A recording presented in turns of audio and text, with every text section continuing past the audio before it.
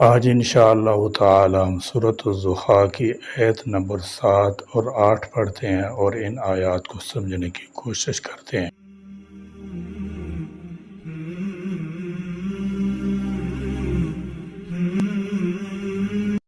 اعوذ باللہ من الشیطان الرجیم، بسم اللہ الرحمن الرحیم۔ ووجدک ضالا فہدی ووجدک عائلا فاغنی ووجدک، اور اس نے پایا آپ کو ضالا ناواقف راہ، فہدی پھر اس نے رہنمائی کی۔ جب حضور صلی اللہ تعالی علیہ وسلم جوان ہوئے، قوم کے مشرکانہ اطوار اور بیہودہ رسم و راہ سے سخت بیزار تھے، اور قلب میں خدائے واحد کی عبادت کا جذبہ پورے زور کے ساتھ موزن تھا۔ عشق الہی کی آگ سینہ مبارک میں بڑی تیزی سے بھڑک رہی تھی۔ وصول اللہ اور ہدایت خلق کی اس اکمل ترین استعداد کا چشمہ جو تمام عالم سے بڑھ کر نفس قدسی میں ودیعت کیا گیا تھا، اندر ہی اندر جوش مارتا تھا، لیکن کوئی صاف کھلا ہوا راستہ اور مفصل دستور العمل بظاہر دکھائی نہ دیتا تھا، جس سے اس عرش و کرسی سے زیادہ وسیع قلب کو تسکین ہوتی۔ جھوٹ، بددیانتی اور اخلاق رذیلہ سے آپ صلی اللہ تعالی علیہ وسلم کو طبعاً نفرت تھی۔ آپ صلی اللہ تعالی علیہ وسلم مالک و خالق حقیقی کو ٹھیک طرح پہچانتے تھے، لیکن آپ صلی اللہ تعالی علیہ وسلم کو یہ سمجھ نہیں آ رہی تھی کہ گمراہی میں پڑے ہوئے معاشرے کی اصلاح کیسے ممکن ہے۔ تاریخ سے معلوم ہوتا ہے کہ جاہلیت کے تاریخ دور میں 5-6 آدمی آپ صلی اللہ تعالی علیہ وسلم کے ہم خیال اور ہم نوا تھے، جن میں سر فہرست سیدنا حضرت ابوبکر صدیق رضی اللہ تعالی کا نام آتا ہے۔ یہ لوگ بھی شرک اور دوسری معاشرتی برائیوں سے سخت متنفر تھے، اور آپ صلی اللہ تعالی علیہ وسلم اس معاملے میں سب سے زیادہ متفکر رہتے تھے۔ آپ صلی اللہ تعالی علیہ وسلم تنہا پہاڑوں کی غاروں میں چلے جاتے، وہاں جا کر مالک کے حقیقی سے لو لگاتے اور سوچتے رہتے کہ وہ کون سا طریقہ کار اختیار کیا جا سکتا ہے جس سے مخلوق خدا کو کفر و شرک کی گمراہیوں سے بچایا جا سکتا ہے۔ چنانچہ آپ صلی اللہ تعالی علیہ وسلم اسی غار سے غار حرا میں مقیم تھے کہ آپ صلی اللہ تعالی علیہ وسلم پر پہلی بار جبرائیل امین کا نزول ہوا۔ اس طرح اللہ تعالیٰ نے آپ صلی اللہ تعالی علیہ وسلم کی اس دیرینہ تڑپ کو پورا کرنے کی راہ ہموار کر دی، جو ایک عرصہ سے آپ صلی اللہ تعالی علیہ وسلم کے سینے میں موجزن تھی۔ اس آیت میں اللہ تعالیٰ جل شانہ نے اپنے اس احسان اور نعمت کا ذکر فرمایا ہے۔ واضح رہے کہ اس آیت میں ضالن کا لفظ استعمال ہوا، اور ذلہ کا لفظ عربی زبان میں ان معنوں میں استعمال ہوتا ہے۔ یہاں ایک مسئلہ ذہن نشین رکھیں کہ اللہ تعالیٰ کے سب انبیاء علیہ السلام نبوت سے پہلے بھی اور نبوت سے بعد بھی شرک، کفر، تمام گناہوں سے معصوم ہوتے ہیں، اور اللہ تعالیٰ کی توحید اور اس کی صفات کی ہمیشہ سے معرفت رکھتے ہیں۔ ضلع کا بنیادی معنی راستہ کھو دینا یا گم کر دینا ہے۔ مثلا ایک شخص کسی ایسے مقام تک جا پہنچا ہے جہاں آگے یا تو کئی راستے ہو جاتے ہیں یا کسی ایک راستہ کا بھی نشان گم ہو جاتا ہے، اور وہ وہاں یہ سوچنے لگتا ہے کہ اب کیا کرے، وہ کھڑے کے کھڑا رہ جائے، یا اگر کوئی راستہ اختیار کرے تو کون سی راہ اختیار کرے۔ کسی شخص کے اس طرح راہ گم کر دینے کو لفظ ضلع سے تعبیر کیا جاتا ہے۔ نمبر 2، پھر کبھی انسان اسی حیرانگی کے عالم میں کسی غلط راستے پر بھی جا پڑتا ہے۔ اب اگر یہ غلط راستے پر پڑنا غیر ارادی طور پر اور ساہون ہو تو ضلع کے معنی بھولنا ہوں گے۔ نمبر 3، اور اگر غلط راستے پر پڑنا اور راہ راست سے ہٹ جانا ارادہ کے ساتھ یعنی عمدن ہو تو یہ گناہ ہے، جیسے فرمایا غیر المغضوب علیہم ولا الضالین، یعنی نہ تو ان لوگوں کی راہ دکھانا جن پر تیرا غضب نازل ہوا اور نہ گمراہوں کی۔ اور احادیث میں یہ صراحت ملتی ہے کہ آپ صلی اللہ تعالی علیہ وسلم عدی بن حاتم کو فرمایا تھا مغضوب علیہم الفاتح سے مراد یہود اور ضالین سے مراد نصارہ ہیں، جو عقیدہ تثلیث کے موجود اور قائل تھے۔ الغرض یتیمی میں ٹھکانہ دینے کا احسان جتلانے کے بعد بعد دوسرا احسان یہ بتلایا وَوَجَدَكَ ضَالًّا فَهَدَى، اور پایا آپ کو ضال پس رہنمائی فرمائی۔ لفظ ضال مختلف معنی میں استعمال ہوتا ہے، ایک معنی تو وہی ہے جیسے گمراہ، کافر وغیرہ، اس کی مثال غیر المغضوب علیہم ولا الضالین میں موجود ہے، یعنی اے اللہ ہمیں مغضوب علیہم یہود اور ضالین نصارہ کے راستے سے بچا اور سیدھے راستے پر چلا۔ یہ معنی پیغمبر علیہ الصلوۃ والسلام کی ذات والا صفات پر تو ہرگز عائد نہیں ہوتا۔ نبی کی ذات پر کفر شرک زندگی کے کسی بھی مرحلے پر محال ہے، کیونکہ اللہ تعالیٰ جل شانہ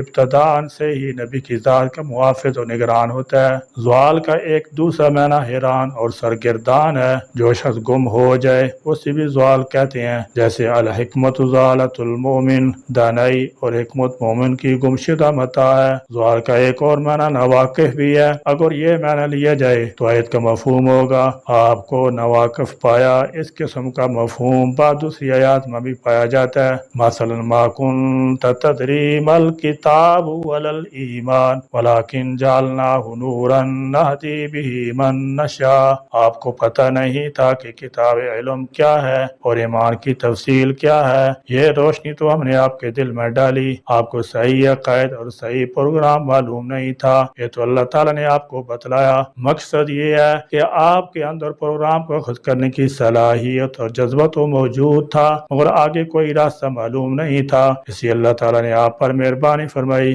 آپ کو سرگردان یا ناواقف پایا تو منزل مقصود تک پہنچا دیا۔ اس کی تفصیل یہ ہے کہ آپ پر کتاب نازل فرمائی، قانون دیا، پروگرام دیا، صحیح فکر اور صحیح عقائد بتلائے، اعمال کی صحت کا قانون عنایت کیا، آپ کو شریعت دی جس سے آپ ناواقف تھے، ثم جعلناک علی شریعۃ من الامر فاتبعھا، اللہ تعالیٰ نے آپ پر احسان فرمایا کہ وہی کے ذریعے آپ پر شریعت نازل فرمائی۔ خلاصہ یہ ہے کہ یہاں پر ضال کا معنی گمراہ نہیں بلکہ ناواقف رہا ہے، آپ ناواقف تھے، اللہ تعالیٰ نے مہربانی فرما کر منزل مقصود تک پہنچا دیا، وہی نازل فرمائی، شریعت کا علم عطا کیا اور قانون کی تمام تفصیلات سے آگاہ کیا، وہ علم اور تفصیلات جن کے ذریعے آپ دین کی رہنمائی فرما سکیں۔ وَوَجَدَكَ،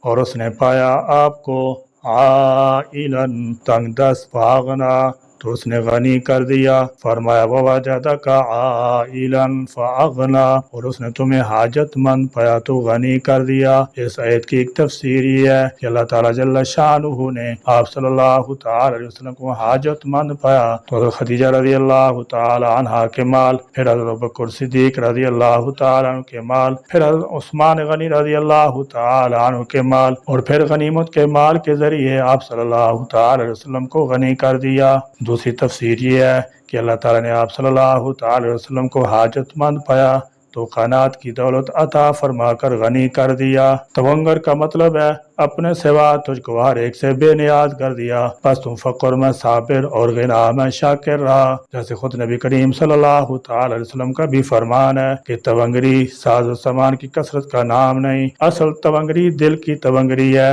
یہ تو ظاہری غنا تھا، باقی آپ صلی اللہ تعالی وسلم قلبی اور باطنی غنا کا درجہ تو وہ غنی عن العالمین ہی جانتا ہے، کوئی بشر اس کا کیا اندازہ کر سکے گا۔ مطلب یہ ہے کہ آپ صلی اللہ تعالی علیہ وسلم ابتداء سے مورد انعامات رہے ہیں، آئندہ بھی رہیں گے۔ آپ صلی اللہ تعالی علیہ وسلم والد ماجد نے میراث میں صرف ایک اونٹنی اور ایک لونڈی چھوڑی تھی، آپ کی رضاعت کا مسئلہ سامنے آیا تو سب دائیوں نے آپ کی رضاعت سے اس بنا پر انکار کر دیا کہ آپ یتیم ہیں، والد موجود نہیں، گھرانہ بھی اتنا مالدار نہیں، تو یہاں سے کیا ملے گا؟ آخر یہ سعادت ظالمہ سعدیہ کے ہاتھ آئی اور انہوں نے آپ صلی اللہ تعالی وسلم کی ذات کو اس لیے قبول کر لیا کہ کسی امیر گھرانے کا بچہ انہیں ملا نہیں تھا، اور انہوں نے یہ سمجھ کر ذات قبول کی کہ کچھ ہونا بہرحال نہ ہونے سے بہتر ہے۔ 8 سال کی عمر کو پہنچے تو آپ صلی اللہ تعالی وسلم دادا عبد المطلب فوت ہو گئے اور آپ صلی اللہ تعالی وسلم نے چچا ابو طالب کی کفالت میں آ گئے۔ ابو طالب خود عیالدار اور مفلس مخلص تھے۔ اس دوران آپ صلی اللہ تعالی وسلم چند قیرات کی مزدوری پر مکہ والوں کی بکریاں بھی چرائی تھیں اور جو معاوضہ ملتا وہ ابو طالب کے حوالے کر دیتے۔ ذرا بڑے ہوئے تو آپ صلی اللہ تعالی وسلم شام کے تجارتی سفروں میں حصہ لینے لگے۔ حسن معاملت کی بنا پر ان ایام میں آپ صلی اللہ تعالی وسلم صداقت، امانت اور دیانتداری کا چرچا ہو گیا۔ اس پر مکہ کی ایک بیوہ اور مالدار خاتون نے آپ صلی اللہ تعالی وسلم کو مزاربت کی بنا پر اچھی خاصی رقم دے دی اور ان کے تمام تجارتی کاروبار کو آپ نے سنبھال لیا۔ اس طرح آپ نہ صرف یہ کہ مالدار ہو گئے بلکہ آپ کی مالداری اس نوعیت کی نہ تھی کہ محض بیوی کے مال پر آپ کا انحصار ہو، ان کی تجارت کو فروغ دینے میں آپ کی اپنی محنت اور قابلیت کا بڑا حصہ تھا۔ تجارت سے جب واپس آئے تو سیدہ خدیجہ رضی اللہ تعالی عنہ غلام زید بن حارثہ نے جو شریک سفر تھا آپ کی امانت، دیانت کی انتہائی تعریف کی، جس سے متاثر ہو کر سیدہ خدیجہ رضی اللہ تعالی عنہا نے خود نکاح کی پیشکش کی۔ یہ خاتون مالدار بھی تھیں، حسین بھی تھیں، لہذا معززین مکہ کی طرف سے ان کو کئی بار نکاح کے پیغام آئے لیکن آپ سب کو رد کرتی رہیں، مگر آپ صلی اللہ تعالی وسلم کو انہوں نے خود نکاح کا پیغام بھیج دیا جسے آپ صلی اللہ تعالی علیہ وسلم نے قبول کر لیا اور 25 سال کی عمر میں آپ صلی اللہ تعالی وسلم کی ایک 40 سالہ بیوہ خاتون سیدہ خدیجہ رضی اللہ تعالی عنہ کے ساتھ شادی ہو گئی۔ نکاح کے بعد سیدہ خدیجہ رضی اللہ تعالی عنہ نے اپنا سارا مال و دولت اور غلام آپ صلی اللہ تعالی علیہ وسلم کی تحویل میں دے دیا۔ آپ صلی اللہ تعالی علیہ وسلم نے چند دنوں تو تجارت کی مگر جلدی یہ سارا مال اللہ کی راہ میں محتاجوں، بیواؤں، بے روزگاروں اور ضرورت مندوں کو دے دیا، کیونکہ آپ طبعاً امیری کی بجائے فقر کو پسند کرتے تھے اور یہی غنا کی سب سے بہترین قسم ہے کہ مالدار ہونے کے باوجود انسان فقر کو ترجیح دے۔ بعد میں اللہ تعالیٰ جل شانہ نے اموال غنائم میں 5واں حصہ مقرر کر دیا اور اموال فی سارے کے سارے آپ صلی اللہ علیہ وسلم کی تعویل میں دے دیے، مگر اتنے مال و دولت اور حکومت کے باوجود آپ سارا مال و دولت تقسیم کر دیتے تھے، بے قدر کفایت اپنی گھریلو ضرورتوں کے لیے رکھ لیتے تھے اور ساری زندگی دولت اور فقر کو ترجیح دی۔ اس آیت میں آپ کی ابتدائی مفلسی اور اس کے بعد آپ کے اسی قسم کے غنا کا ذکر ہے۔ اس آیت کی پہلی تفسیر سے معلوم ہوا کہ حضرت خدیجہ رضی اللہ تعالی عنہ، حضرت ابوبکر صدیق، حضرت عثمان غنی رضی اللہ تعالی عنہ بڑے خوش نصیب ہیں کہ اللہ تعالیٰ نے انہیں اپنے حبیب صلی اللہ تعالی وسلم کی خدمت کرنے کا موقع عطا فرمایا۔ آیت کی دوسری تفسیر سے معلوم ہوا کہ حقیقی طور پر مالدار وہ ہے جسے اللہ تعالیٰ نے قناعت کی دولت سے نوازا ہے، یا اسی سے متعلق 2 احادیث بھی سن لیجئے۔ نمبر 1 حضرت ابو ہریرہ رضی اللہ تعالی عنہ سے روایت ہے، رسول کریم صلی اللہ تعالی وسلم نے ارشاد فرمایا، مالداری کثرت مال سے حاصل نہیں ہوتی بلکہ حقیقی مالداری نفس کا بے نیاز ہونا ہے۔ نمبر 2 حضرت عبداللہ بن عمر رضی اللہ تعالی عنہ سے روایت ہے، رسول کریم صلی اللہ تعالی وسلم نے ارشاد فرمایا، جس نے اسلام قبول کیا اور جسے ضرورت کے مطابق روزی دی گئی، جسے اللہ تعالیٰ نے ان چیزوں پر قناعت کرنے والا بنا دیا جو اسے دی گئی ہے، تو اس نے کامیابی حاصل کر لی ہے۔